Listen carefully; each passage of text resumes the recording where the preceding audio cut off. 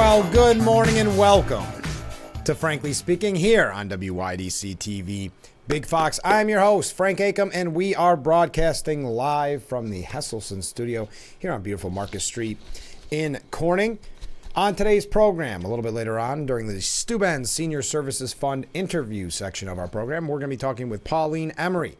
She's the library director of the Southeast Steuben County Library because they have the vote coming up on May 21st, that library proposition. We'll talk about that and what that means for the library. That is a little bit later on in the show. Let's start with comments from viewers after yesterday's program. First up, as far as who would be the most effective Trump vice president, I'm thinking Devin Nunes, the CEO of Truth Social. Oh, interesting. Interesting take on that. I remember Devin Nunes when he was in... Oh, I forgot to put my waves up. Hold on. We got two waves already. I remember when he was in Washington. Oh, that's an interesting one. That would be out of left field, as we keep talking about Trump may pick someone that we're not even familiar with necessarily. It makes me a little concerned now. Scott Jennings. Oh, look at all these. Scott Jennings from CNN. Now, he is a Republican. He worked for George W. Bush. But he's a Republican at CNN. That's not to knock him. But it always concerns me when I see articles like this. No one has played their cards better than Doug Burgum. When they start pushing... And Scott Jennings, I shouldn't pick on him specifically, but when CNN, maybe I'll put it this way. When CNN posts articles like that, it makes me just a little concerned. So I'd love to hear your opinion. We've been talking about it all week and some of last week about who you think Trump will pick as his VP. I know they've all been huddling around the courthouse. Every big name that could be on the short list has been attending the trial. We're going to talk about that a little bit later on. Another comment from a viewer. I heard you talk about the person who tore up her diploma and how much her education costs. I wonder if any of that was paid for us through Biden's bailout of student loans. That's a great question.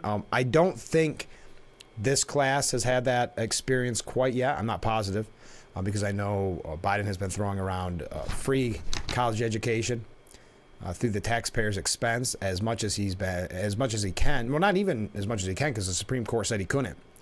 But the party that tells us about a threat to democracy, he laughs and mocks the Supreme Court trying to stop him from buying votes through paid college education by taxpayers. So if you're curious about this story that the viewer is mentioning, we had yesterday the article about the Columbia grad paying something around $80,000 a year has been kind of the average that I've been hearing.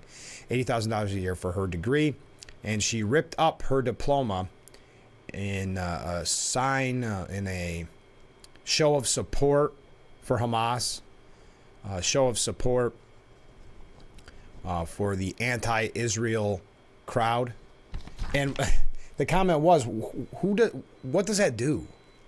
I mean, at the end of the day, yes, I do believe, and we'll never know, I do believe she probably just called up the administrative offices and asked for another copy. But she got to prove at that moment in front of her fellow students, well, then alum, parents, loved ones, she got to show that she was the one that cared the most for this pro-Hamas stance. And boy, that means something in today's world. She will get the most likes, the most attention. Now, we're going to talk a little bit. There's not a ton about the protest, but there is a fantastic piece. And it's too long to get through all of it. But I've highlighted a few points from the piece. And it's very similar to the article I had a couple weeks ago where the new left believes that Hamas is cool and swastikas are woke. It's very much in line with that type of, what's the word I want to look at? A glimpse into what we're dealing with the quote-unquote new left. But before that, always thinking of ways to save taxpayers' dollars. Well, we are, as we see with Biden paying for student loans. Not everyone has that same mindset. Do you like this idea or not? It's coming out of Michigan. A Republican lawmaker wants the state to pay journalists a bounty, if you will, for uncovering government misuse of taxpayer dollars. Interesting. State Representative Joe Aragano is drafting a bill that would give a bonus to any reporter who discovers specific instances of wasteful spending by the government. Now, there's a few things here that could be a little bit, I'm going to say, sorry, I'm messing with my levels here a little bit. That could be, what's the term I want to use? Misused, or could be maybe a little bit overreach by the government. But he thought of the idea for the legislation after a Detroit news reporter broke the story of reckless spending at the Michigan Economic Development Corporation.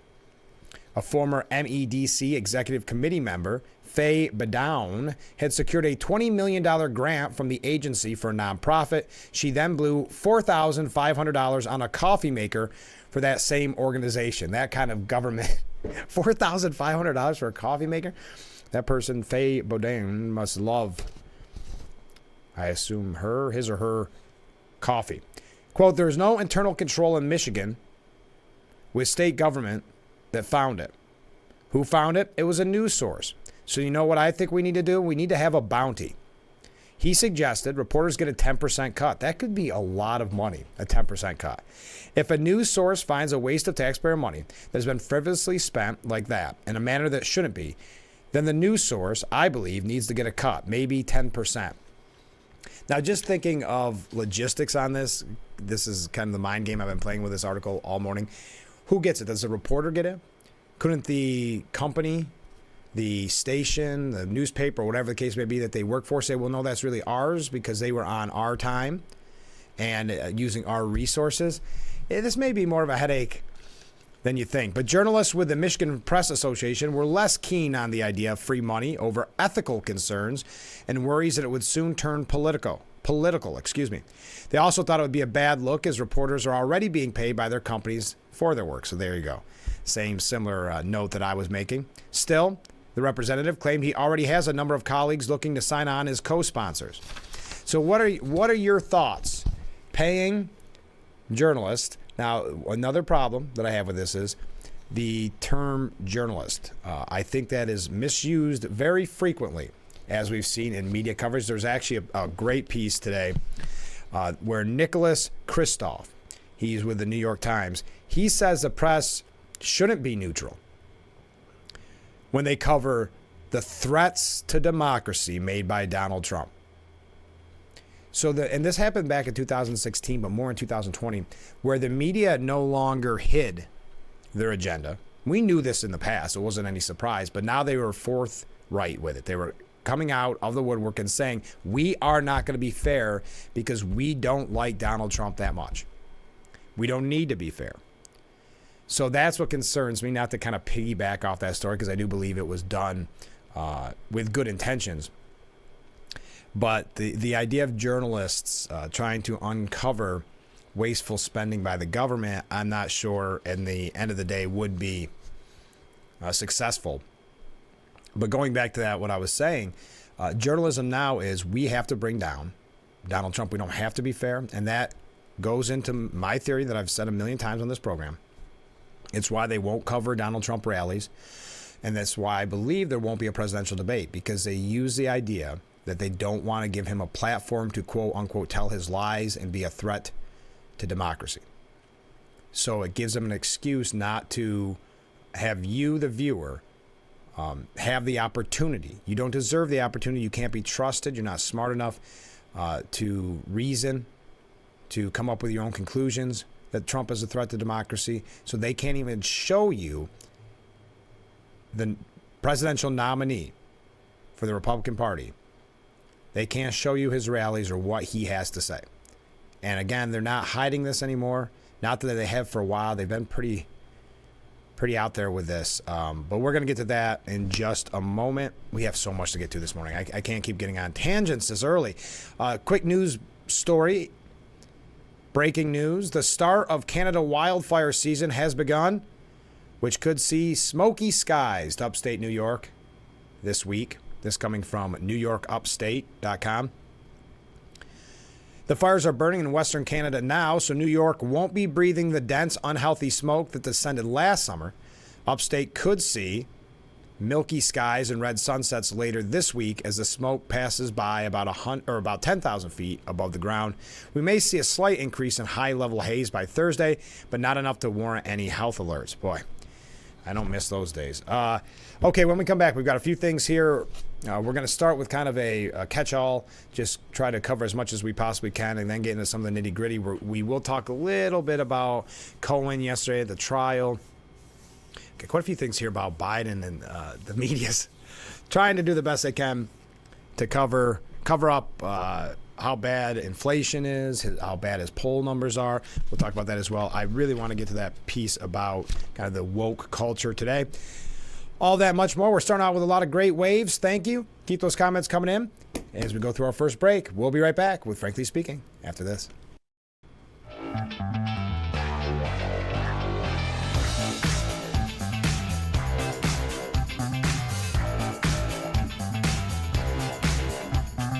And we are back, broadcasting live from the Hesselson studio here on Market Street in Corning. Thank you, everybody, for joining us. First comment, and I think this is a good point. If the funds are or have been allocated and possibly paid out, where will this bounty come from? Yes, the idea of 10% of what? I mean, 10% of that coffee maker, if they sell it back at a taxpayer loss? I think that's another really good point in this. I think it's a good way for a politician to get attention for themselves and also for government waste. So I think there's a positive there for highlighting government waste. But yes, I think in the long run, this is a little bit unwieldy because it always frustrates me when the government tells its citizens, quote, this won't cost you anything. It may not be coming out of my back pocket, but we're still all paying for it somehow. Yes, absolutely. I like when it's, well, we got, maybe it's the county. We got money from the state. Well, where did that money come from? Or we got money from the state will say we got money from the feds. Well, where did that come from? You know, it's all coming from us in the long run. You're exactly right. So I don't think there's much to that story. And that's more or less why I brought it up to kind of get the mental juices flowing this morning. Hey, as we've talked about public safety being such a major concern in New York State and throughout the country, but definitely New York State. And we talk about bail reform, and we have the conversation on all the things that Albany has done to essentially make it easy on the criminals and tough on law enforcement. Did you see that the migrants that were charged in attacking the NYPD officers in Times Square were offered plea deals, including one that since that attack on police officers had been rearrested? 6 of the migrants. It's interesting, too, that it's no longer, I guess it's just migrants, right? There's no illegal migrants. They don't say that. So I'm not really sure what the official phrase is, but I guess it's now migrants. 6 of the migrants, I'm rambling. 6 of the migrants charged in connection to the vicious attack of 2 NYPD officers in Times Square were offered plea deals yesterday as a Manhattan judge revealed one of the accused cop beaters was arrested again while out on bail. Now, you recall the videos of this. You recall them going to, when they were being arraigned or whatever the official term is, coming out of that courtroom and flipping the bird, so to speak, to the cameras, knowing that they were not going to be in trouble. Yoenri Brito, who's 24 years old, who was remanded after his initial arrest, was nabbed last week for petty larceny after an activist Brooklyn priest posted his $15,000 cash bail in February. So there was this activist priest, who was paying the bail of these alleged cop beaters. I'm furious that Mr. Brito was rearrested and charged with petty larceny while he was out on this case, said the judge. I'm very tempted right now to put you in jail. I'm telling you right now, if I learn you are rearrested for anything at all between now and this case being finished, I will order a warrant and I will place bail so high you will not get out. If you're tempted to throw him in jail, why do you not throw him in jail? Quote, if you jaywalk, if you jump a turnstile, if you do anything at all, and I have to issue a warrant, you will not see the light of day until this case is over. Well, how long is this case going to take? Is that really that much of a punishment? She asked if Brido understood, to which he replied, yes. Brido allegedly tried to steal children's clothing and fragrances from Macy's. Okay. He was charged with petty larceny and criminal possession of stolen property, both misdemeanors. A Manhattan judge then set him free at his Saturday arraignment, despite the DA's office requesting $10,000 cash bail. So news of Brido's, or however you say it, rearrest came as he and Ulysses, why am I even trying here, Barroquez and Andre Gomez Izquil were offered plea deals by the Manhattan District Attorney's Office. Well, in their defense, the District Attorney's Office is very busy right now. So the plea deal seems a lot easier. I mean, they've got real big fish to fry, and that is to make sure that they bring down Donald Trump as promised. Under the proposed deal, the trio would serve a year in jail in exchange for pleading guilty to second-degree assault. Two other migrants charged in the cop attack have been offered a separate deal to serve 6 months in prison for pleading guilty to obstructing a government administration. So that is your punishment for mob attacking police officers in New York City. That is more of an update, but also a very telling indictment of where we are in New York State. Speaking of that, because we talked about migrant issues, and people say that immigration is very often their number one concern if you look at recent polls.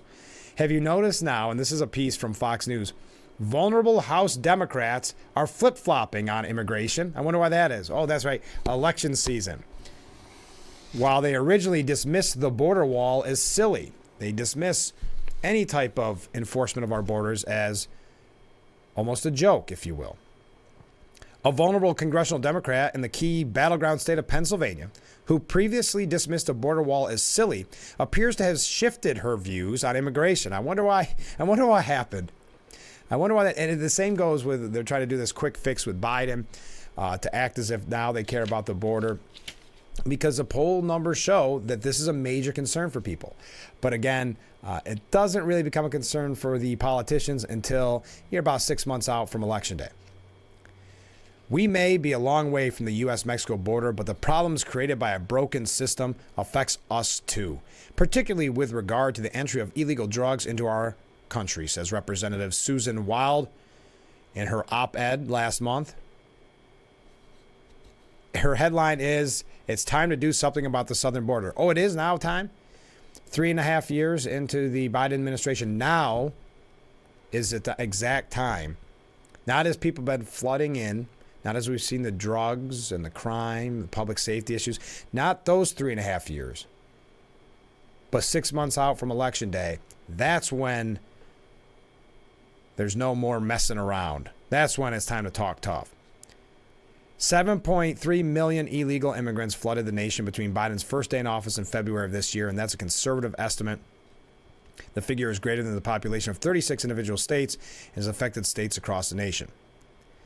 But again, you're going to see a lot more of this as they try. Somehow the Democrats are trying to, and I think Republicans, it goes to show how bad they can be with messaging sometimes, but trying to paint Republicans as the problem with the border deal. With the border, I should say, because of that border deal that was not effective, that was not fair. But that's what happens, and the media controls the message on this. If you want to compromise for the American people, it means, if I can translate, compromise means Republicans give in to every single demand that Democrats make, and then they'll say, you compromised maybe. If you behave yourself, they may say that you compromised. We've got a few things here about protests. We got another break coming up. Keep those comments coming in. Keep those waves coming in. We got plenty to talk about. And as I mentioned during the Steuben Senior Services Fund interview this morning, right around 7:20, we're going to be talking with Pauline Emery, the library director of the Southeast Steuben County Library, as that vote is coming up on May 21st. We'll find out all about it. So stay with us. We'll be right back with Frankly Speaking as we broadcast live from the Hesselson studio on this beautiful Wednesday morning at 6:22. We'll be right back.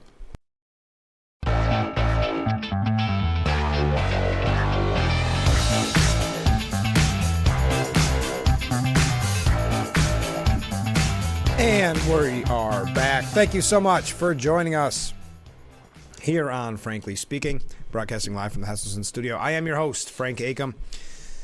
So New York City is going to hold that massive salute to Israel. It's going to be a parade, even though there'll be a lot of, a heavy police presence because of anti-Semitic protests. But it's good to see people standing up. Defiant organizers of the city's annual Salute to Israel parade announced Tuesday that the march will go on this year despite recent violent local anti-Semitic demonstrations. The traditional celebration of the Jewish state is scheduled to take over Fifth Avenue on June the 2nd and is expected to bring thousands of supporters to Manhattan, along with hundreds of cops during a months-long spike in anti-Semitism throughout the 5 boroughs as the Mideast war rages. There is no way they would not have this parade, a Manhattan cop said on Tuesday. The city and the organizers would not give in to the protesters. Wouldn't that have been nice if that was the mindset of campus administrators? There'll be double the police detail, that is the usual cops that line the parade route, and another detail to deal with the protesters. This is a safe event for participants, they are saying. So that's great news. There is coming out of, and not that you would read this, not that you subscribe to Katai newspaper, a Palestinian columnist writing in Arabic declared this week, just to show you what we're dealing with and show you what the left is currently supporting.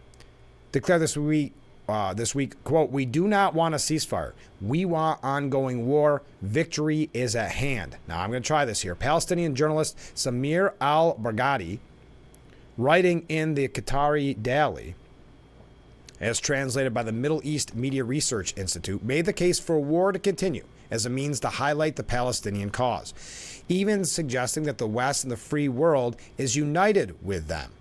Well, of course, that's the message that college campus protesters have been sending.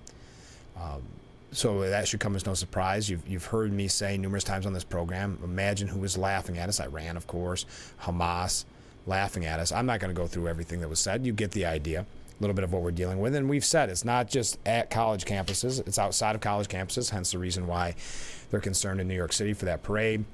We talked about the protests in Albany, the bridges shutting down. But we've also talked about where does this begin?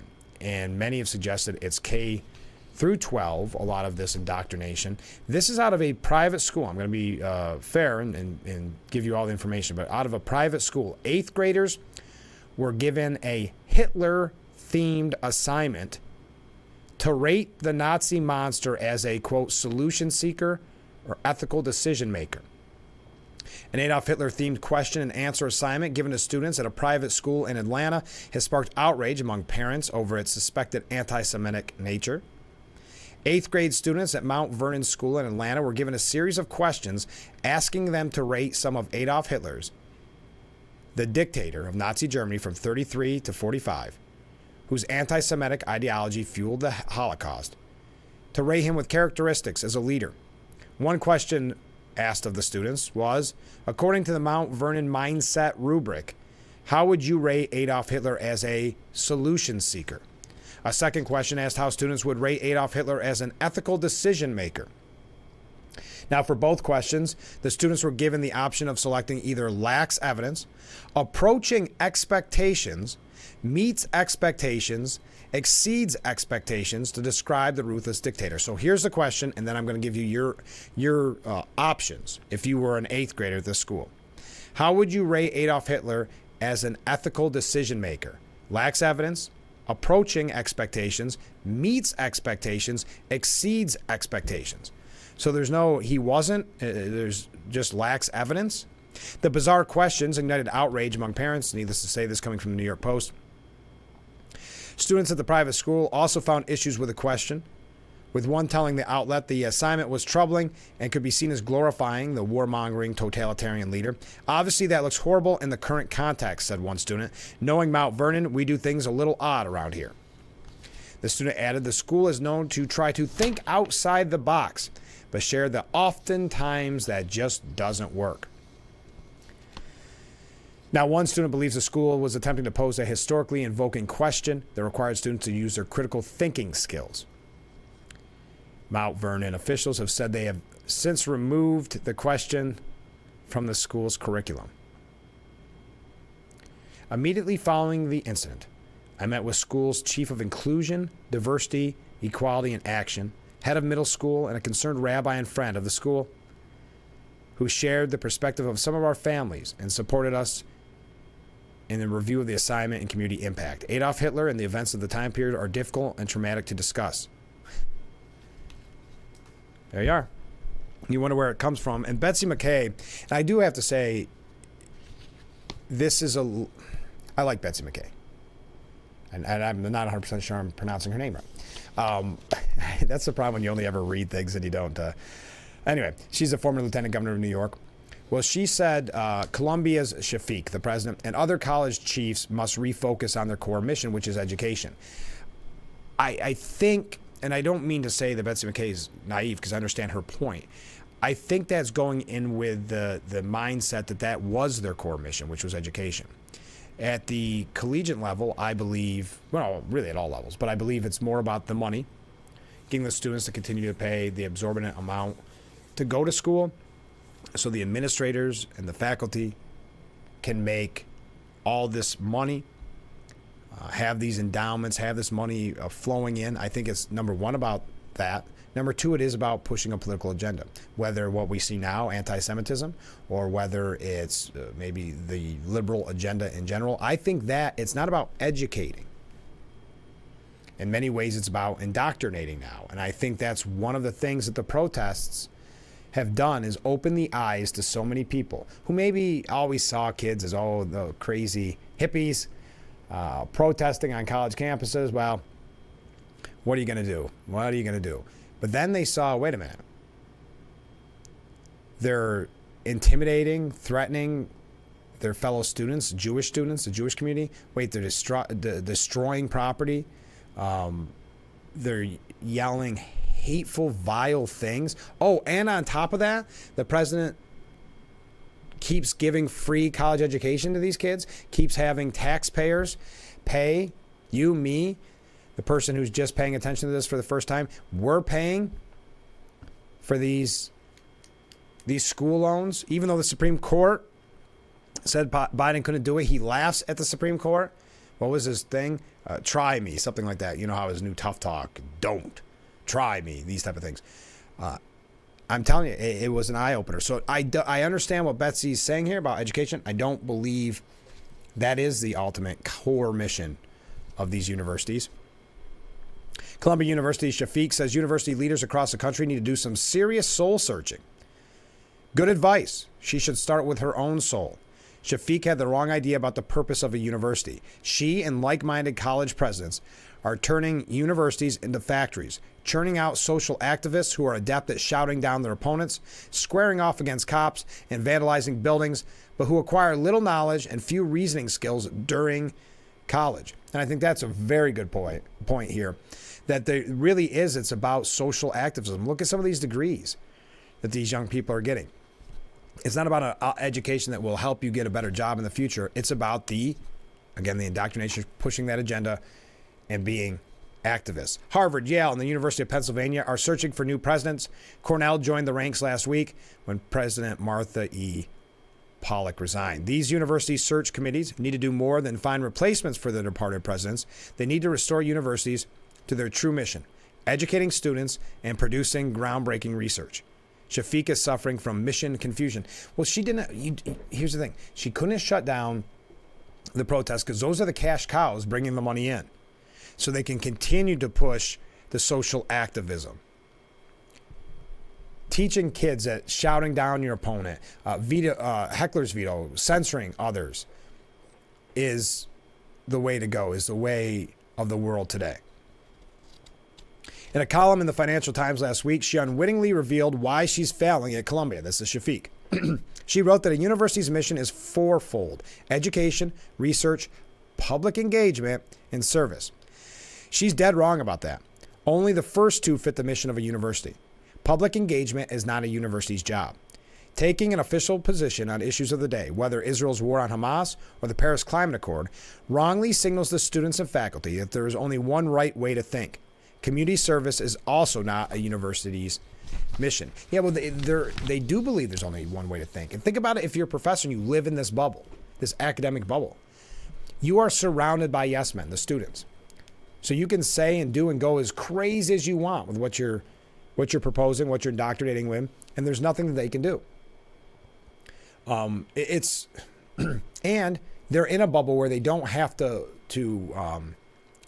provide anything necessarily. So they can keep going more radical and more radical and more radical with their beliefs in that bubble. But I continue. Columbia and other universities offer student credits for volunteering in invariably left-wing causes and taking courses labeled social justice. Smith offers a community engagement and social change concentration. Such courses are garbage. They're a license for leftist faculty to espouse their own viewpoint instead of educating.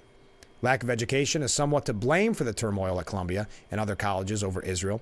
Many of the campus protesters chanting from the river to the sea don't even know what river or what sea. Most of those shouting accusations of genocide haven't examined the far higher ratio of civilian to military deaths in Europe during World War II or in Iraq or Afghanistan over the past 25 years. Blame their teachers for failing to bring any of these facts to bear. Well, I don't believe they're doing the research either. I don't believe they know. They just go to their bubble, to their fellow professors, read the same books to make themselves, just like the kids, cool. Instead, I'll continue though, because I don't want to run too late here. Sadly, Shafiq didn't respond to the protesters like an educator. Instead, she caved to the agitators, allowing the anti-Semitic, anti-American forces to win by shutting down Columbia's campus and canceling the main graduation ceremony. Some universities did worse. Brown, Northwestern, and Johns Hopkins caved to protesters' demands to consider divesting from Israel. In contrast, when protesters at the University of Chicago demanded the school increase its involvement in Palestine and reduce its ties to Israel, President Paul Elvisato said no. Capitulating to this demand, he explained, would mean abandoning institutional neutrality. A university, he said, cannot take sides. Its mission is to promote the search for truth, not dictate it. That'd be nice if others had that mindset, like Shafiq. Once a university takes sides, it no longer is a university. Search committees need to take that to heart. They should be looking for candidates who are committed to making universities places of learning and research, not bastions of community activism. And she continues, and just to wrap things up because I'm running late on this break, but American colleges and universities have long been considered tops in the world. But this preeminence won't last if they operate as mere indoctrination factories, turning out social activists instead of knowledgeable, independent thinkers. Donors, parents, and taxpayers, use your clout to put the higher back in higher education. I do believe it, to these presidents, this faculty at many of these universities, it is about the indoctrination factories. It's not about an education. They just want their activists out on the street pushing their agenda. We're going to talk one other thing about this. Then I have to mention yesterday, I know on the show, I'm running late. Yesterday on the show, I mentioned what Nancy Pelosi said and tying it in with other like basket of deplorables, all of these weird statements, and not weird, but bitter clingers, all these ways that the left continues to put you down if you are a working class person, and what that means in the polls. People keep saying that Biden's losing and the Democrats are losing working class people, and then you see comments like this. But Winston Marshall was the one that got Nancy Pelosi to admit how she felt about the common man and woman out there. But there was more to it that I was not aware of, and he writes a piece at the New York Post that we're going to get to it a little bit later on. All that, much more. I know, we're running late. Stay with us. This is Frankly Speaking here on WYDC TV, Big Fox.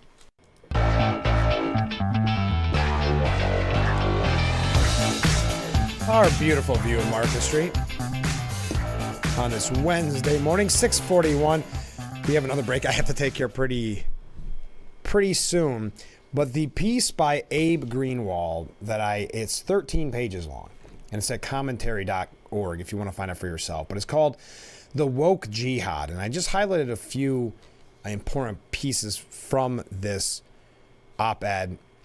And it goes and it ties in what we've been saying. Why is the party that's always talking about love trumps hate now spewing hate and vitriol? In April, a long-haired flower child on the campus of Princeton University was captured on camera. The picture posted on social media shows him sitting on his guitar case, guitar in hand, ready to play. Spread on the grass before him, completing this otherwise faithful portrait of hippiedom. is not a peace sign or a tie-dyed bedsheet, but the flag of the terrorist organization Hezbollah. But what is interesting about this picture, the pairing of hippie garb and jihadist imagery, is nothing of the sort in real life. This tree-hugging terrorist supporter is the moronic face of a harmonious marriage. This is a really fascinating piece. Again, it's by Abe Greenwald. He says the union of radical leftism and jihadism on display across American campuses is a marriage born of necessity and of love. The necessity is reciprocal. 3+ years after the George Floyd revolution, the left had found itself adrift. With the liberal rank and file no longer interested in police defunding, the public turning against DEI schemes, whistleblowers revealing the horrors of gender-affirming care for trans kids, and the term woke being a source of liberal embarrassment. What was there to constitute the vital work of social justice? A revolutionary cannot live on microaggressions alone. The left needed a new animating theme, and jihadist fury would prove more than bracing enough. And isn't that an interesting point? Saying, just like anything else, it can't die down. It's got to get more aggressive, more radical, and that is exactly what happened here. You cannot live on microaggressions alone. For their part, the jihadists needed the American left for tactical purposes, to propagandize for their cause and fit anti-Semitic terrorists alongside gays, the transgendered, and African Americans into the intersectional left's pantheon of victims. As one coordinator of a Vancouver-based pro-Palestinian organization, Council Columbia University students in March, said, "There's nothing wrong with being a member of Hamas, being a leader of Hamas, being a fighter in Hamas. These are the people that are on the front lines defending Palestine." If average Americans are shocked at how ardently the woke took to Islamist thinking, it's because they don't know the left as well as jihadists do. The love between the two camps, however, is not reciprocal. Leftists love the jihadists. They love them for their ferocity and how exotic it is, as much as for their bottomless self-pity. Those are the elements of social justice, meaning self-pity, the oddity of it all. It's why we see protesters trying to shape-shift into war-ravaged Palestinians, asking for humanitarian aid, claiming chemical attacks on students, grasping to bask in the reflective glow of the nobly oppressed. But no properly chauvinistic jihadist could feel anything but disgust for the unchecked females, sexual libertines, heathens, Jewish people he's been forced to instrumentalize in the cause of Islamist domination. So he cannot accept these things. That's the idea. Yet while the love is not reciprocal, it is the other aspects mutual or shared. The leftists and jihadists both love violence and victimhood. They both love destroying the good things of the West, and they both love anti-Semitism. Up until recently, most of the anti-Semitic left was inclined to consume its costume its Jew hatred in anti-Zionism. Their alliance with plainly jihadist has changed that. This shift can be heard in the common protest chant, "We don't want no two states, we want all of it." And again, this is 13 pages, but it is so, so interesting. Maybe you're not convinced. Perhaps you're inclined to agree with former U.S. Ambassador to Russia, Michael McFaul, who tweeted, "Hamas has nothing in common at all with liberal or progressive values." If you think he has a point, look more closely at those protesting in sympathy with Hamas.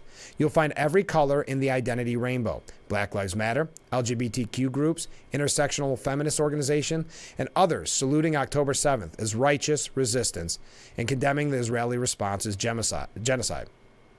If you still find it strange that people nominally committed to the defense of minorities, women, and the transgendered are supporting a racist, male supremacist, anti-gay terrorist regime, you've missed the purpose of social justice: to, quote, finally shake off this noxious ruling order altogether. This necessarily means destroying the Jewish state, laying waste to the United States as we know it, and defying the enemies of both. This, again, it's a heavy piece, but I would highly recommend it as we have to take another break. There was one last part that I highlighted that I wanted to mention. Appropriately, it'll be the universities. Oh, no, let me take a step back. And they could hardly enjoy a more receptive audience. It is on the rotting foundations of Western academia itself that the woke jihad built its home. Dominant academic trends such as intersectionality, critical race theory, anti-racism, and anti-colonialism have turned millions of young minds into a moral funhouse mirror in which racists are reflected back as angels. Colorblindness is racism. One sex is the other. Democracy is tyranny. Tyranny is paradise. Freedom is bondage. Refugees as colonialists. Jews as white oppressors. And terrorists as saints. Appropriately, it'll be the universities that suffer most when the woke jihad winds down. The donor divestment and the drop in student applications that hit schools when the protests began are certain to increase as the full flowering of the encampment's depravity becomes ever clearer. Academic thought has been so thoroughly siloed from common experience for so long, and this goes back to what we were talking about earlier,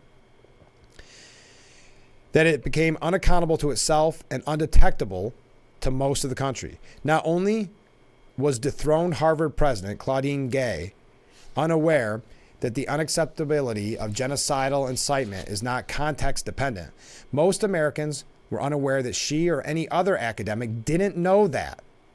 The past 7 months have exposed for all the full catalog of grotesque that is higher education, American higher education, which is why a backlash against the pro-Hamas encampments has come more swiftly than ones that followed the Defund the Police campaign. In the 21st century, there is a predictable arc to radical movement's progress. First, a significant segment of the public embraces it. Next, the liberal establishment responds by incorporating its ideas in policy.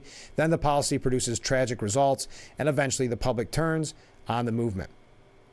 Such was the case with police defunding, but polls indicate that the public is already opposed to the pro-Hamas encampments just by virtue of their existence. Meanwhile, the fraternity brothers who hoisted an American flag at the center of a pro-Hamas rally at the University of North Carolina at Chapel Hill have received more than $500,000 from appreciative patriots. Finally, and really, how could it be otherwise? In joining forces, the woke and the Islamists may have compounded their resources, but they've also compounded the disgust that the public already harbored for each group individually. The spectacle of their blended pathologies will be and already is their discrediting and their undoing, not ours. What a fantastic piece by Abe Greenwald. I wish I could have read the whole thing. I know I ran fast because we are running late. So stay with us. Let me know what you thought of that. We got a lot more that we have to talk about this morning on the program, away from the protests. So stay with us. We'll be right back with Frankly Speaking here on WYDC TV. Big Fox will be right back. And we are back, broadcasting live from the Hesselson studio here on Market Street in Corning. A comment from a viewer: restore sound money and forced confiscation of the product of our labor.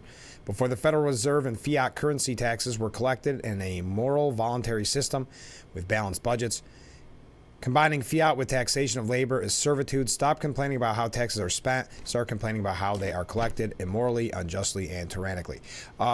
Did you see that U.S. Secretary of State Antony Blinken, what a weird song to pick too, was in Kyiv, Ukraine, and I guess to woo the crowd, he started performing Neil Young's Keep On Rockin' in the Free World, which isn't really a very pro-American song. It was part of a solidarity visit to boost morale in the embattled former Soviet republic. Blinken played rhythm guitar with the 1999 band. I guess that's the name of them, the 1999 band, at a night spot in the Ukrainian capital. I know this is a really, really difficult time. You need to know the United States is with you. I guess he also attempted to sing.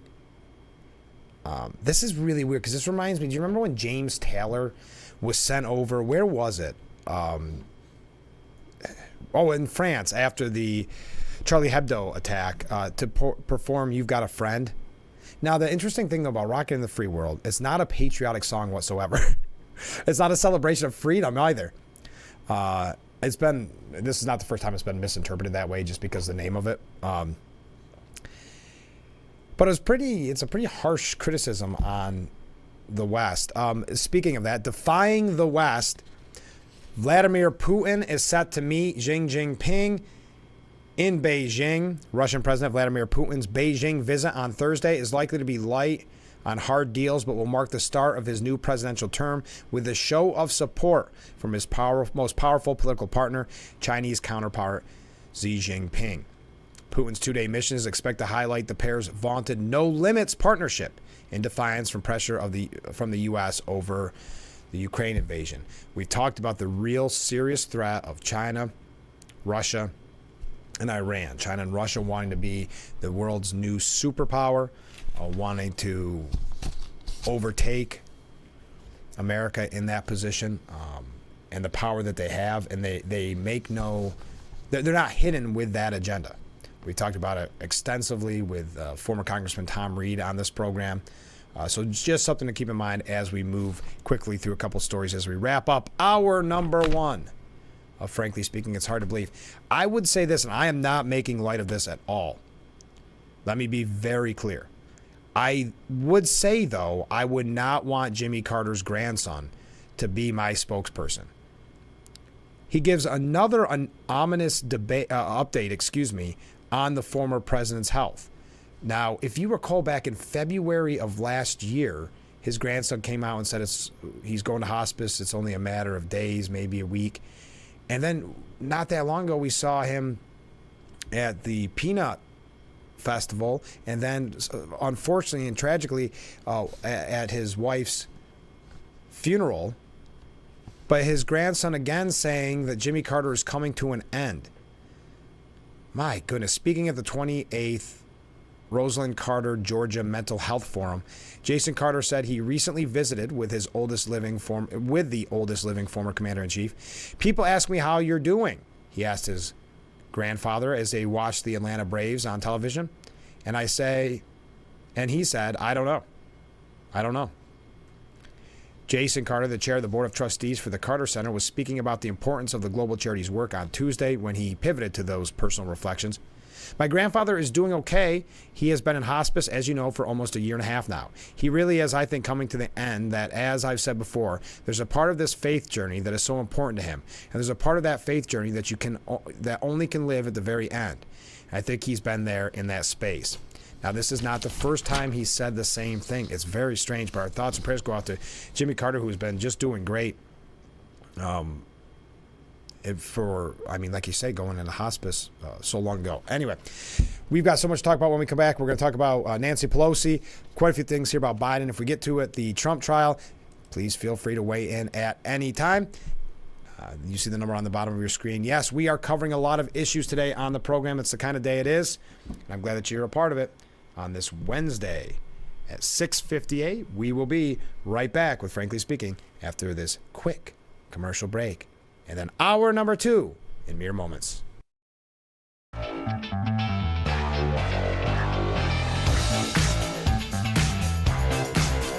Hour number two as we broadcast live from the Hesselson studio. I'm your host, Frank Acom, and you're watching Frankly Speaking here on WYDC TV. Big Fox, we've had a busy first hour. Time to enter into hour number two, as in just a little bit we'll be talking with Pauline Emery, the library director for the Southeast Steuben County Library, and that is a part of our Steuben Senior Services Fund interview section of the program. I asked this question at the top of the 6 o'clock hour. Who do you want as your VP nod if you're a Trump supporter? Scott Jennings, as CNN says, no one has played their cards better than Doug Burgum. Now, I know that Scott Jennings, he does work for CNN, so we'll do the pros and the cons. And that's the con. And Republican campaign advisor is a former special assistant to President George W. Bush and a former campaign advisor to Senator Mitch McConnell. Okay? So, again, this is a CNN. He believes Doug Burgum has done a wonderful job thus far. But in Burgum, Trump may see a version of himself, a successful businessman who tackled politics late in life to try to smash a broken system run by inept politicians who couldn't innovate their way out of a wet paper sack. So does that concern you? Do you agree? Where do you stand? Okay, yesterday we brought to you a story about the Oxford Union debate that has since went viral. And it was involving Nancy Pelosi and what she said about populist voters, meaning in this case, Trump supporters, and the way that she talked down about them. And the video has went viral. And the event was asked the question, was populism a threat to democracy? Well, Winston Marshall, who's a musician, writer, and podcaster, he's the one that got Nancy Pelosi to, I guess for lack of a better word, show her true colors on this. And This is what he had to say, and this is from the New York Post. I could have gotten her on her and her husband's stock trading, but I thought that would be bad taste. Or on the casual flaunting of her decadent ice cream collection mid-pandemic. Remember that? That would have been a rather cheap shot, don't you think? It was quite the opportunity I had in front of me. A debate on populism and its supposed threat to democracy with one of the very people the American populist movement has been most inspired by. Former Speaker Nancy Pelosi. Best stick to her political hypocrisies, I concluded, of which there are plenty. Too many even for the 10 minutes of speech time. Too many even for the 10 minutes of speech time. It was rather curious that Madam Pelosi would even agree to such a debate. And that's why I guess I wasn't familiar with it until after we saw the quote yesterday. I've never seen the 84-year-old do more than 5-minute puff pieces in the usual fawning mainstream media outlets. She was brave, I thought, but given how unprepared she turned out to be, what I mistook for courage was actual naivete. So just as she peppered her speech with the same old smearing of working people as ethno-nationalists, I seasoned mine with evidences of her hypocrisies. Would she condemn the June 2020 federal courthouse insurrection in Portland, Oregon by radical progressives? Remember, the one that lasted the entire month? No, she was more concerned with January 6th, insisting to the room of Oxford students that it had been incited by Donald Trump. Okay, that was a dark day, I agreed. But would she condemn the Oregon incident? She stared at me blankly. Trump, who she would not refer to by name through her speech, was the real threat to democracy. So much so that the paradoxically named Democratic Party should do everything in its power to subvert democracy in order to protect democracy. And that's like what we've been talking about just quickly this morning, but we're going to get into deeper, where the gentleman from the New York Times saying that they don't have to be fair. The media doesn't have to be fair because they have to bring down Donald Trump. We'll talk about that in a moment. Trump should have accepted the 2020 election.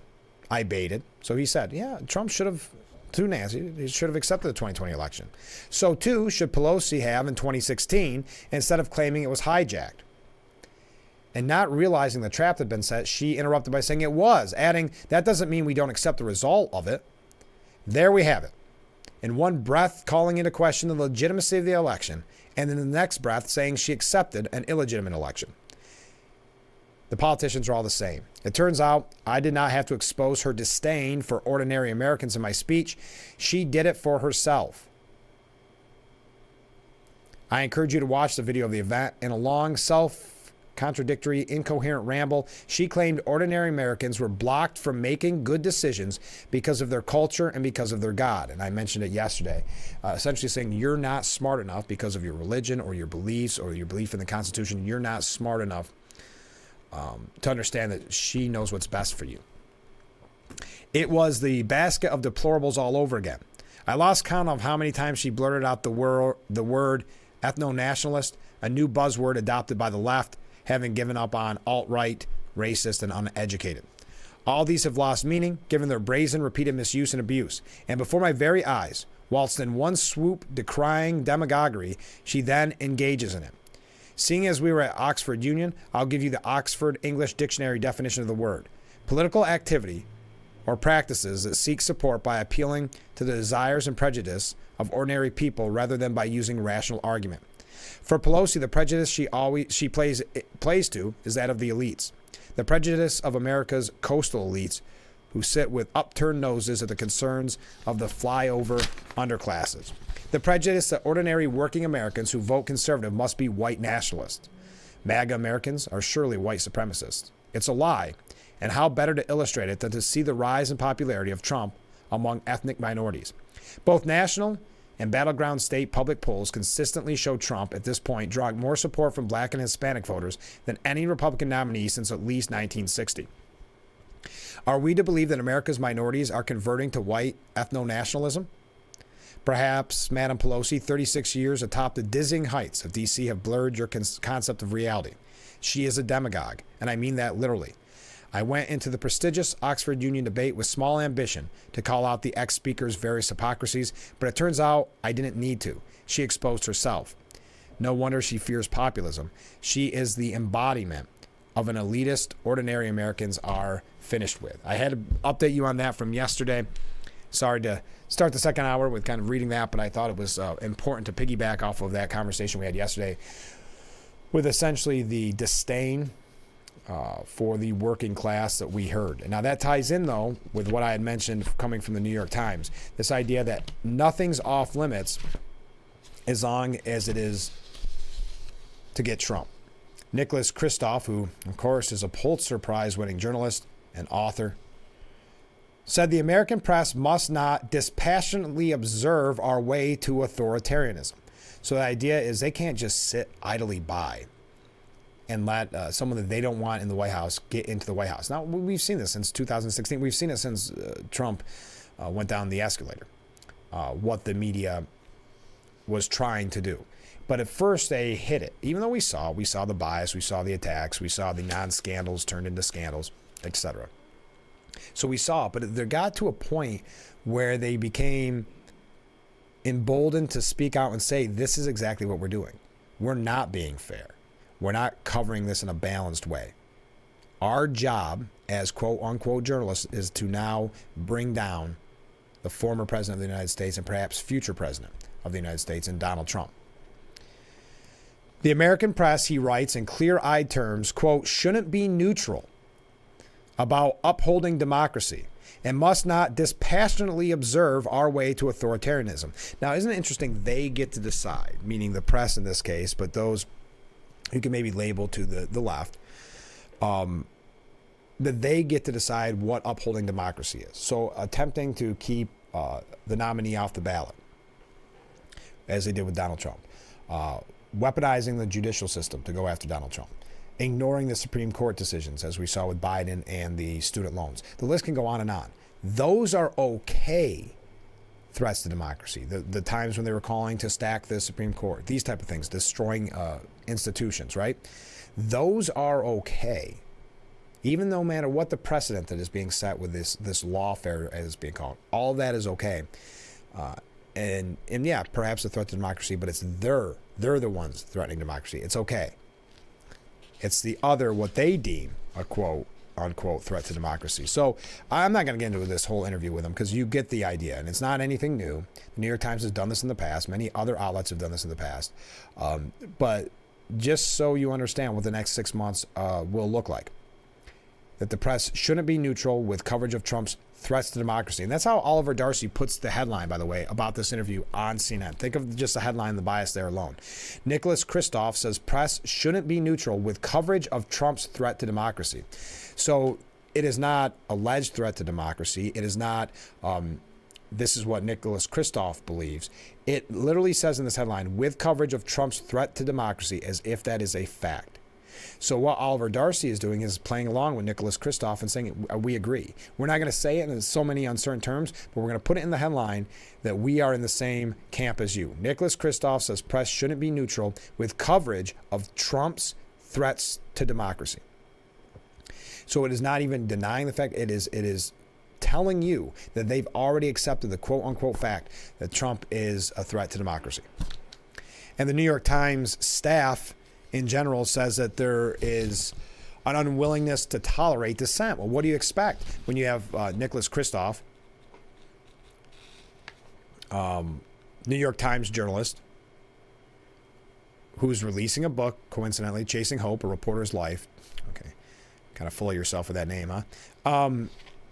What do you expect when he's coming out and saying that they don't need to be fair? New York Times reporters are circulating a draft of an open letter to Joe Kahn, criticizing the paper's top editor over comments they said were dismissive of young reporters.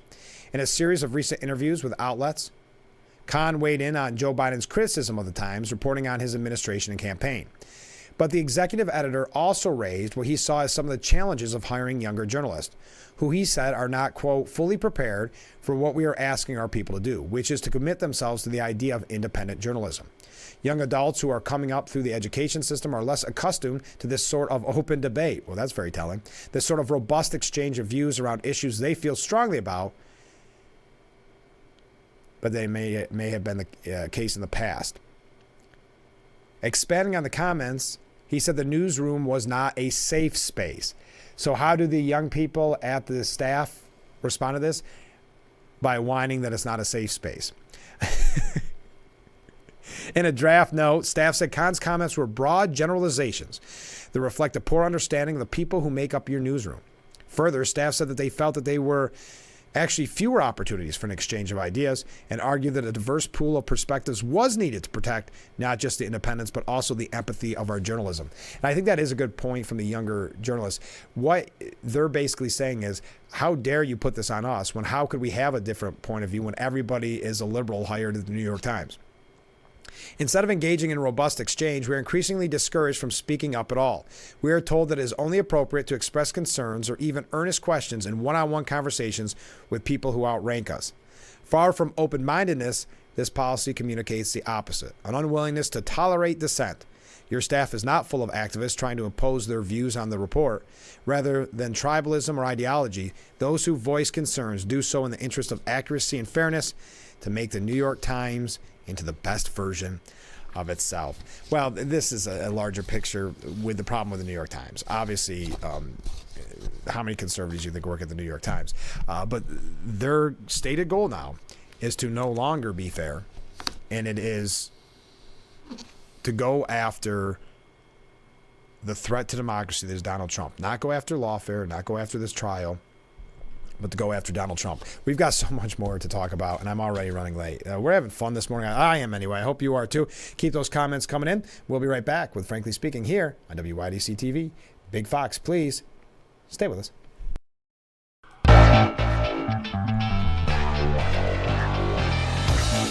Sounds like we might have some fire trucks in the background. Welcome back to Frankly Speaking here on Big Fox. I'm your host, Frank Aiken, broadcasting live from the Hesselson's studio.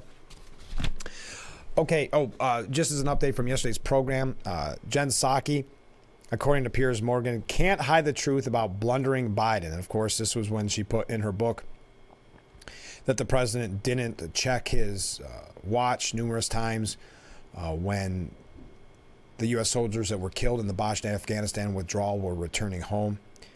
Yes, we all know that it is a lie because we all saw him do it. News cameras caught him looking at his watch at least twice during the ceremony, and families of the dead soldiers said he did it many more times. And I'm not going to go through what everybody had to say. This, again, is just a piece by Piers Morgan. I'd like to get your take on it. After she was exposed for the lies by news website Axios, Psaki issued a statement saying detail in a few lines of the book about the exact number of times he looked at his watch will be removed in future reprints and the ebook. But there's no apology for the shameful attempt to rewrite history. And that's what she was hoping, that she would be the ultimate document. And then he goes through some other things that she's had to lie about in the past. But remember, she still has a job at MSNBC. Ronna McDaniel not allowed to work at NBC. Because she worked for Donald Trump. I can get an in-person wave there, sorry. But the polls, it showed him losing, and the polls now show him losing by even more, meaning Biden. And I'm sure that main reason for that is that the American people are sick of being told the sky is blue when they look out their window and see it's gray, like we've talked about with inflation in the past. And we've got some more examples of that. Biden's still saying that inflation when he first got into office was at 9%. He said that in an interview with, I think, Yahoo Finance yesterday, when, again, we know it's at 1.4%. But the reality about Biden's presidency is that it lacks both truth and transparency. In a CNN interview he conducted last week, the president told 15 lies in 17 minutes about everything from the economy and immigration to inflation and Gaza. Yeah, out came his defenders to clean up his mess again, desperately spinning the words that come out of his mouth to mean the opposite of what he says and heard him say. And what makes all this so much more ludicrous is that at the same time they're doing all of this, the forked-tongued Biden protectors are shrieking 24/7 that American democracy must be saved from the big bad orange liar Trump and his basket of deplorable supporters. Or as Nancy Pelosi said, you're just not smart enough to understand how good the Democrat Party is for you because you maybe believe in God or you have different social beliefs. When former RNC chairwoman Ronna McDaniel was recently stopped from joining NBC by an internal staff revolt, Psaki was very clear what the problem was. Look, this is not a Republican versus Democrat thing. This is about truth versus lies. The self-righteous claptrap has never sounded hollower. Frankly, when it comes to truth and transparency, I don't think I'll take lectures from Pinocchio Psaki. That is from Piers Morgan, just as a piggyback off of yesterday's topic. And again, Fed Chair Jerome Powell says inflation has been higher than they thought. He reiterated that inflation is falling more slowly than expected. That's a pleasant way of putting it, isn't it? Likely keeping interest rates elevated for an extended period. We did not expect this to be a smooth road, but these inflation readings were higher than I think anybody expected. What that has told us is that we need to be patient and let restrictive policy do its work. Isn't that interesting? It's always higher than anybody expected. No one ever expected this when it's a Democrat president. Kind of interesting admitting it. But again, inflation is something that's fascinating because they can tell us as much as they want that it's not bad, that the economy is good, everything is hunky-dory. But then when we go to the grocery store, we know how it hits us. We know what our bank accounts look like under this administration. Joe Biden, again, as I mentioned, and this is with Yahoo Finance, yes, that the inflation was at 9% when he took office. That is a lie. He's hoping that the media, and they do, write it word for word, unchecked. I think inflation has gone slightly up. Tell me if this sentence makes sense. Hold on. This is the sentence that the president uttered to Yahoo Finance. Tell me if this makes sense. I think inflation has gone slightly up. It was at 9% when I came in, and it's now down around 3%. I think inflation has gone slightly up. It was at 9% when I came in, and it's now down around 3%. Okay? But the fact is, I think people are just uncertain. That's why we got to be steady and stay the course and continue to produce these incredible jobs. Now, there's so much that you could dissect in that one sentence, but it was not at 9% when he entered office. It was at 1.4% when he first entered office. Inflation did not reach 9.1% until nearly a year and a half after he had been in office. Knowing that he will fully get away with it and the media will not call him on it, allowing him to push that narrative. We're going to talk a little bit about Biden polls when we come back. A few things here about President Trump. I know we're covering a lot this morning. Did you see Mike Johnson was at the trial? Kind of interesting. I did not realize he was going to be there. I don't think that means anything for the VP run. I'm not saying it like that. But Trump had the big guns at the trial yesterday. The midday press conference featured two of Trump's former campaign rivals, Doug Burgum, who, again, Scott Jennings of CNN says is basically the guy to pick, and entrepreneur Vivek Ramaswamy. And I know we've got some viewers out there that really like Vivek Ramaswamy, as well as Representatives Byron Donalds and Corey Mills, both from Florida. Again, asking the question, who would you like to see? I know they're starting to take odds to see who will show up at the courthouse. I was surprised, though, Mike Johnson. Kind of interesting. I know I bring him up quite a bit. But I don't think he's in the hunt. All right, we got to take a break. Stay with us. Enough chit-chat. We'll be right back with Frankly Speaking here on WYDC TV, Big Fox.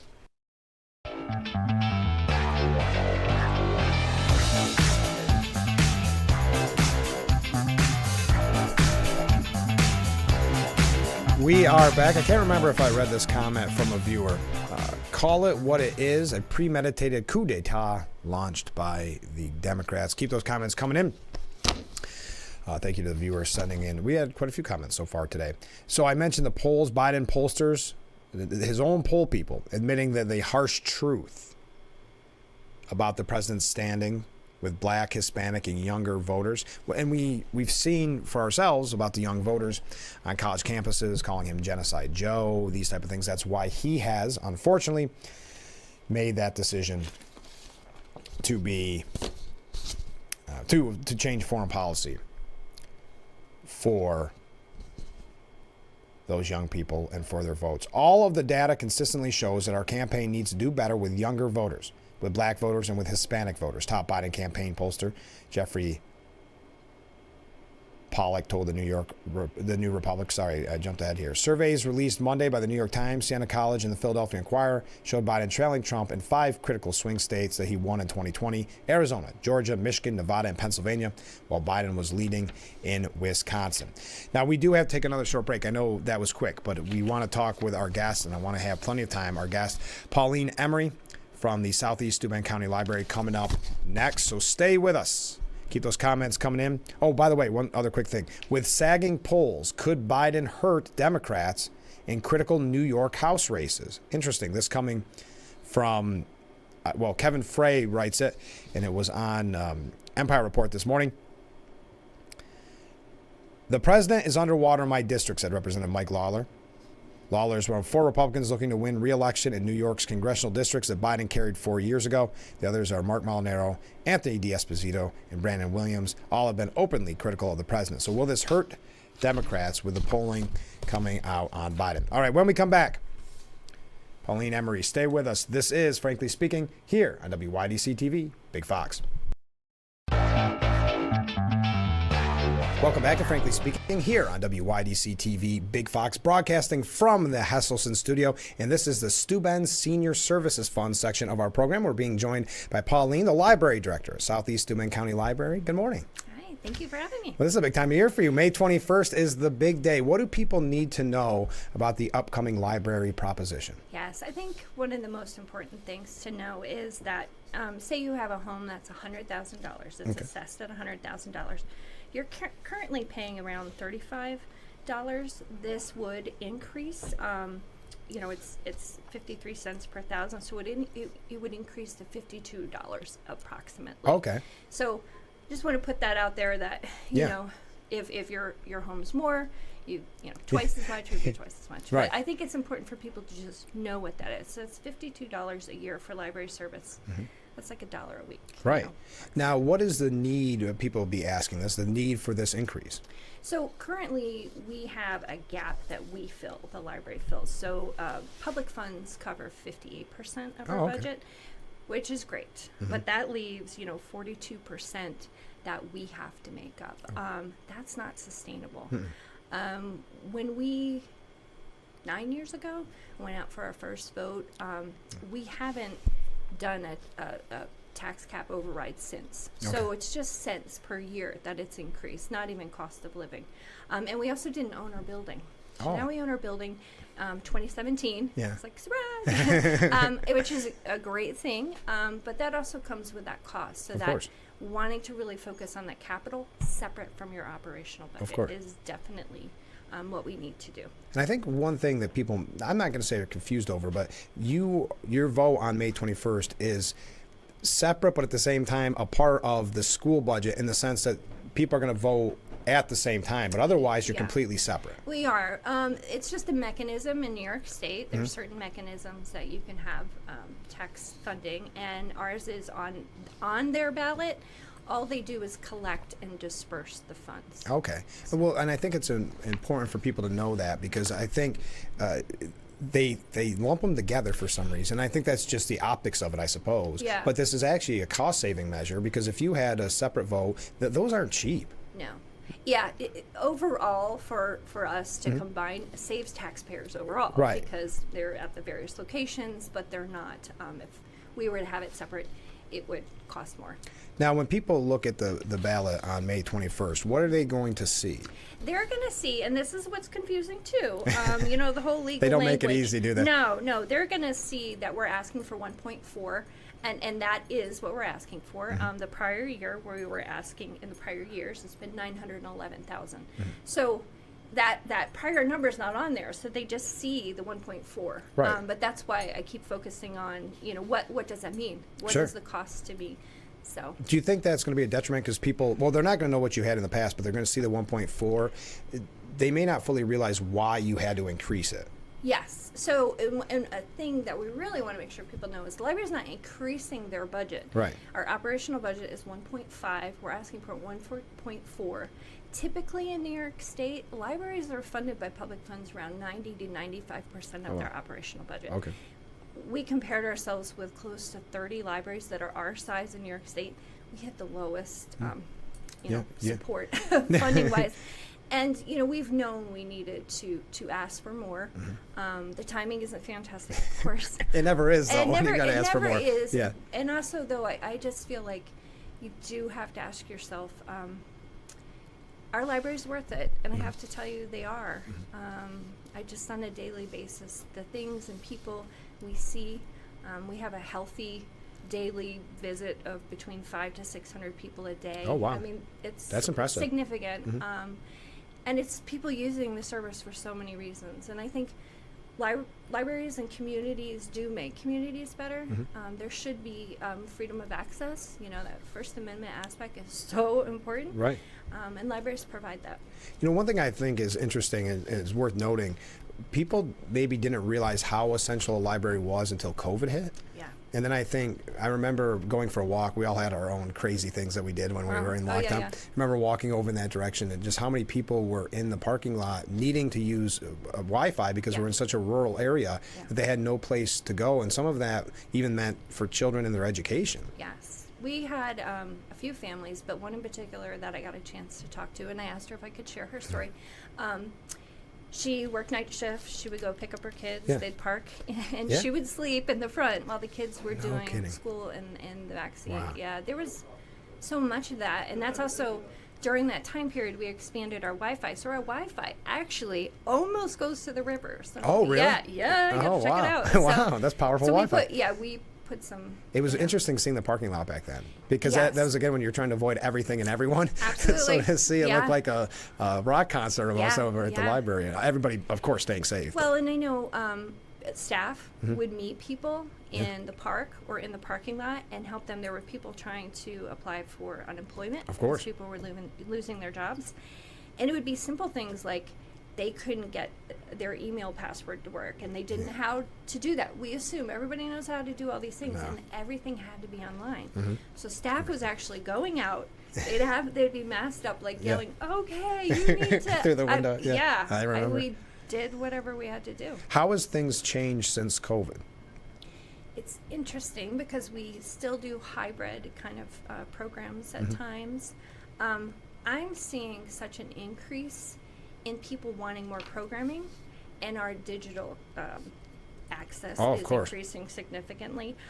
People got more turned on to doing downloadable books and downloadable audios. And we have databases like we have LinkedIn Learning where you want to learn how to play a ukulele, you can. Sure. Or if you want like Excel, advanced Excel, you can do that for free. Wow. So employers should really know about that. That's something I'd love for more organizations and employers in our region to use that.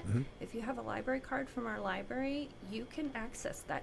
There's no need to have to pay sometimes thousands of dollars to have your employees go for high skills training. You can do that at your own pace with LinkedIn Learning from the library. And for someone that doesn't have maybe a library card, I think I have one, but what's the statute of limitation on book fines? So we don't. I'm just kidding. We don't have fines anymore. Good. So okay, so I could be good. I should renew. Okay, I should renew my my library card. Yeah. But I want to talk about some of the services that you offer because I think you mentioned some there. But for someone that maybe doesn't use the library that often or maybe ever, this may be a hard sell, right? To ask for an increase because you say, well, I don't go over there. I don't. And some people still think of the libraries as just books and So what would you say to someone that maybe hasn't used the library in a very long time? It's such a vibrant place. I always refer to it like walking in a beehive, and I mean that in a good way. Yeah. In children's, you'll see the weekly story programs. You'll have the GED classes BOCES putting on at the other end of the library. You'll have Coffee, Tea, and English, which is a ESL type conversational English program that happens after that. Then you have like the gaming crew that comes in, and it's all different ages playing games, board games. And then you have your traditional library users. You have people coming in because their printer doesn't work, or I have this on my flash drive. I need it printed. I need a fax. At that same time, there's staff in other locations. We do lots of outreach. So the schools, daycares, they're all getting visits from the library, and it's that. Promoting literacy, which we know is another thing, lesson learned from COVID, how vital and important that is.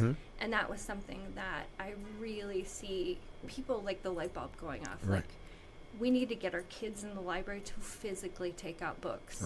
And it's happening. That's great. Use is increasing, not just digitally, but internally, people checking things out.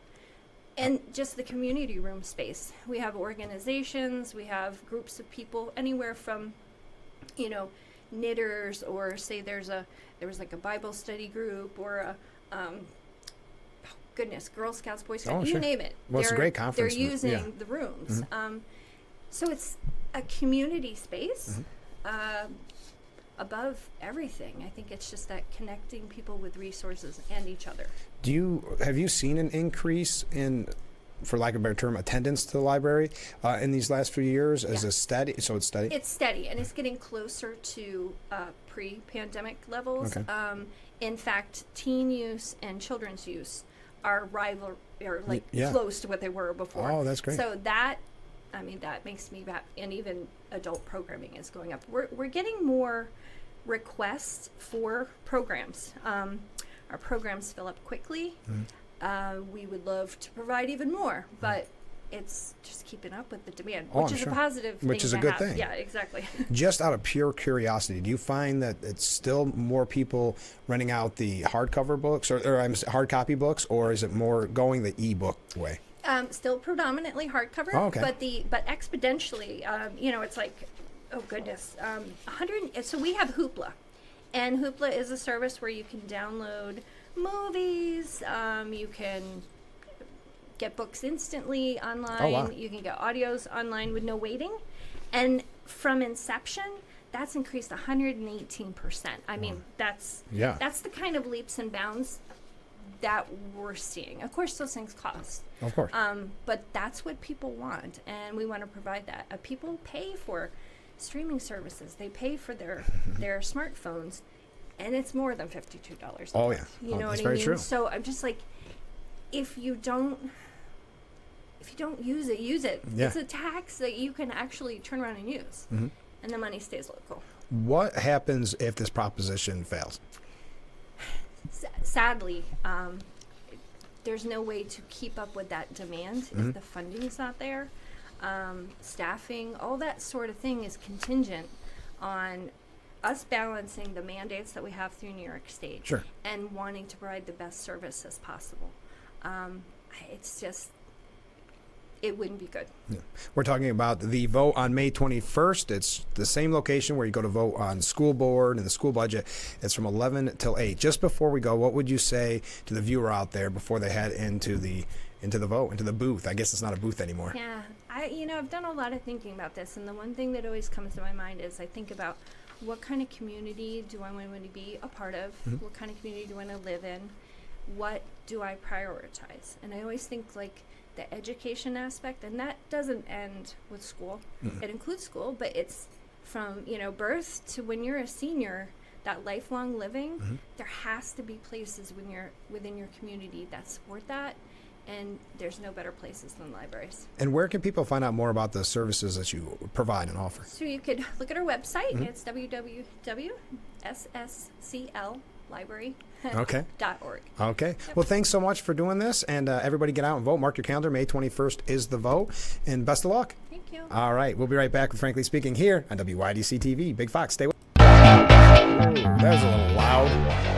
Welcome back to Frankly Speaking here on WYDC TV, Big Fox. I'm your host, Frank Aiken, broadcasting live from the Hesselson studio. I want to thank Pauline Emery from the library, the Southeast Steuben County Library, for being on the program during the Steuben Senior Services Fund section of the program. That vote, I've heard from a lot of you, and I thank you for your thoughts. That vote is coming up on May the 21st. Okay. Now, how about this for a comment? We got a comment from a viewer during break. And I quote, "I really am glad to finally have a local show that I feel is worth watching. Thanks for being there for us. Signed, the ignored majority." Well, thank you. That's very kind of you to say. It made my day. I appreciate it. Okay, Biden's growing challenge, according to CNN. Voters are warming to Trump's presidency. If Biden is to win a second term, Democrat pollster Jay Campbell says the fact that Trump is getting this level of credit cannot stand. And what's interesting, going back to what I was talking about with the New York Times saying they no longer had to be fair, the rest of this piece by Ronald Brownstein looks like it could be a campaign booklet for Biden. Well, we need to focus on this. And it was everything they could think of that they think is very bad, or a lot of it misrepresented, what Trump said, things like that. Really fascinating. They're getting nervous. Now, Michael Cohen was the big story yesterday. We can talk about that. He admitted to calling Trump. This is so corny. Michael Cohen seems like the kid that wants to be liked so bad in school. And he tries so hard, but could just never do it. Never gets invited to that party. Stays at home, prom night.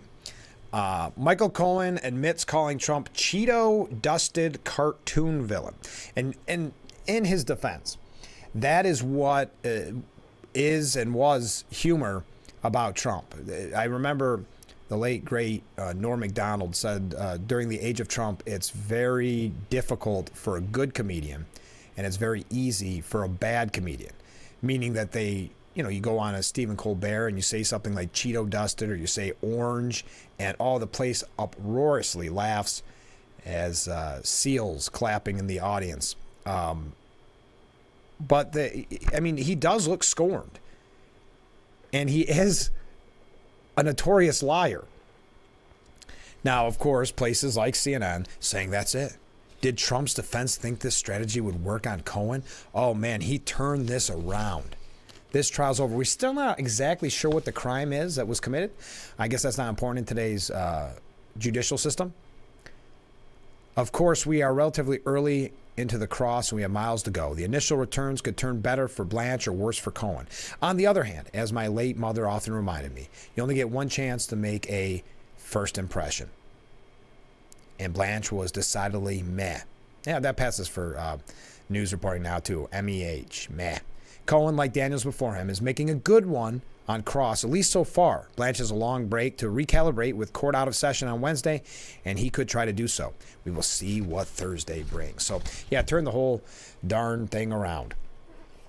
But as Jonathan Turley, and I know I quote Jonathan Turley a lot, what he had to say at the New York Post. And the piece is, Michael Cohen's testimony proves he's the king of liars.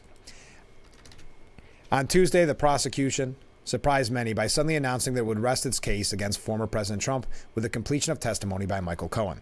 It was surprising because the prosecution never clearly stated the crime that it was proving, the elements of that crime, or even why denoting payments related to Stormy Daniels were not properly recorded as legal expenses. Indeed, the only thing the prosecutors proved was that in the pantheon of dishonesty, there are liars, pathological liars, and Michael Cohen.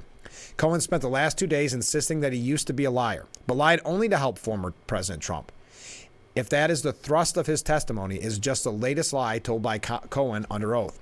Cohen has lied to Congress, courts, special counsels, the IRS, the banks, and virtually every creature that walks or crawls on the face of the earth. Notably, his past conviction for business and tax fraud were not taken in the interest of Trump, but himself. When he admitted on stand that he lied during the prior plea agreement, that was not to assist Trump, who had already denounced. It was to advance his own interest. There's every indication that Cohen is still lying. And I don't want to go through the whole history of his lying. We know this. And Jonathan Turley is just highlighting it. But again, if you listen to CNN, did Trump's defense think this would work? It was great. The prosecutors did not even bother to show that Trump was responsible or knew about how the payments were recorded on a ledger and on business records. They also just shrugged away the need to show why denoting these payments as legal expenses were fraudulent, or what the corrupt description might be, or the correct description, excuse me. Those details might be demanded in any other courtroom, but this is New York, and the defendant is Donald Trump. It's like Fareed Zakaria, CNN said the other day. This would not be happening if the defense wasn't Donald Trump. If it wasn't Donald Trump. And that's exactly what this boils down to. So that's why you can't, maybe you've been watching it like me and you say, open and shut. There's nothing here on Trump. It's still New York. And we still see a very conflicted, to be polite, judge in this case. For Bragg and his team, Jonathan Turley wraps up by saying, it is all about what they can get out of this case despite the law. In that sense, they found a kindred spirit in their star witness. And Michael Cohen has finally found a place that values what he calls, on his reality show promo, his particular set of skills. Yes, they wanted a liar, anything they could get.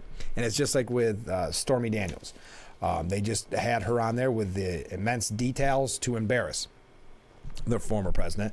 Greg Jarrett said, liar Michael Cohen can run but can't hide from the truth, even though lying is in his DNA. Given Cohen's record, it is baffling why any responsible prosecutor would call him to the stand, much less hang his entire case on the credibility of an unhinged and incurable fabricator. It is a measure of Manhattan District Attorney Alvin Bragg's desperate bid that he wants to win. Without Cohen, the DA's ambition to put Trump behind bars would dissolve. If it hasn't dissolved already, but I believe that well, it's scary to think where this could actually go. There's actually a piece, and I don't know if I have it here in front of me,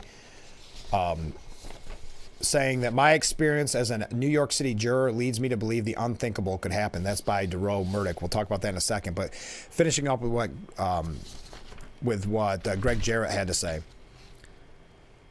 Lawyers call cross-examination the engine of truth. It strips the veneer off of a phony witness and exposes him to the scrutiny of hard facts and uncomfortable truths. There is no hiding Cohen's thirst for vengeance. You'll find it in plain sight in his book, Disloyal, another one titled Revenge, and you'll see it on his TikTok if that interests you. If jurors are paying attention to Cohen, they'll see extraordinary everything devoid of morals and conscience. He is untruthful and untrustworthy, which makes him the worst kind of witness and the perfect witness for the Manhattan District Attorney. As much as jurors may hate Cohen, Bragg is banking on the hope that they will hate Trump more. We've got to take a short break. Stay with us. We'll be right back with Frankly Speaking. Last break of this edition, the Wednesday edition of Frankly Speaking. Overlooking beautiful Market Street as we broadcast live from the Hesselson studio. This is Frankly Speaking, wrapping things up. A comment from Ken in Horseheads. Frank, I'm surprised that no one knows what Trump's crime is. He has the audacity to run for president again and doesn't bow to the deep state or legacy media. Well, of course, Ken, but the fact that they don't even have to, and they're not hiding that. I mean, essentially they're not hiding that. But the fact that they haven't even had to say, okay, Judge, this is what we're charging him with. Now, Deroy Murdoch from Fox News, he's a contributor there. He says, my experience as a New York City juror leads me to believe the unthinkable could happen.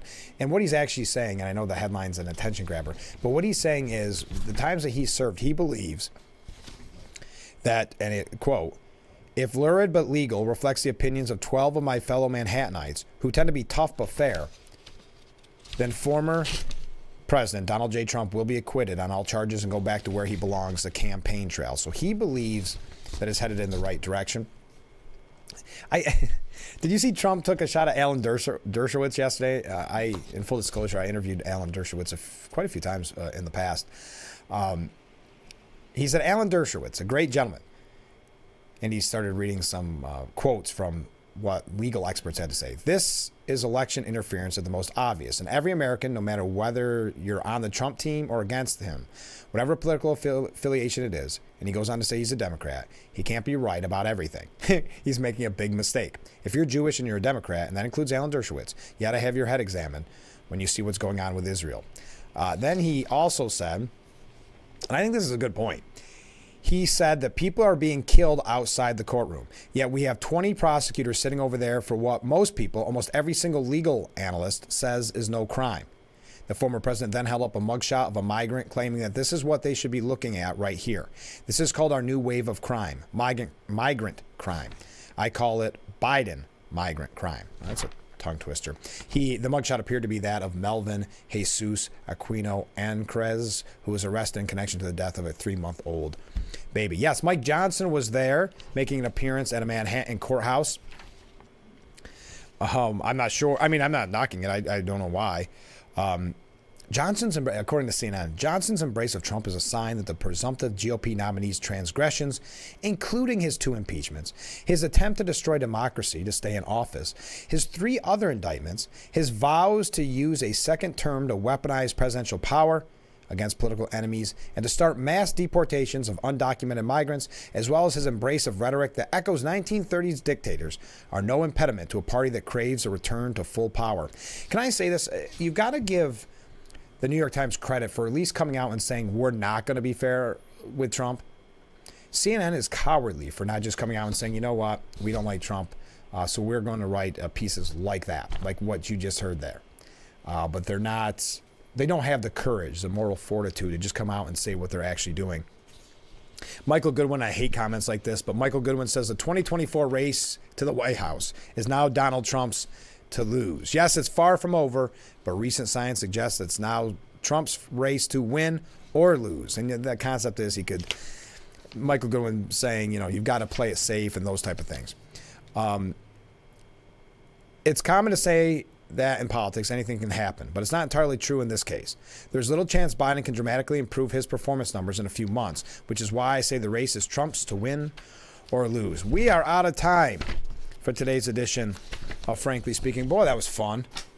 I can't believe it's Wednesday already. I felt like we covered so much. It felt like a Friday edition. I want to thank Pauline Emery from the Southeast Steuben County Library for being a part of the Steuben Senior Services Fund interview section of our program. I really appreciate that. I'm glad that she could be on the show. And you can check out our website, wydctv.com, a little bit later on today, maybe when you get home from work, if you want to see clips from that interview, want to see a quick write-up on it. Have a great day, everyone. This has been Frankly Speaking. I hope that you will join us tomorrow morning, bright and early, starting at 6 a.m. We'll see you then. Have a great day.